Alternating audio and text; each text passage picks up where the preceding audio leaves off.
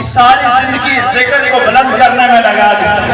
اور اللہ تبارک و تعالیٰ نے بدلے میں یہ اعزاز عطا فرمایا کہ دنیا کے چاروں ریاستوں میں، افریقہ کے بیابانوں سے لے کر یورپ کے کلیساؤں تک، اور بر صغیر کی سرزمین ہو یا عرب کی سرزمین، میرے خواجہ ابوالخیر کے پیغام کا ڈنکا اللہ تبارک و تعالیٰ نے دنیا کے چاروں میں بلند فرما دیا۔ یہ کس کی برکت تھی کہ اللہ تبارک و تعالیٰ کے نام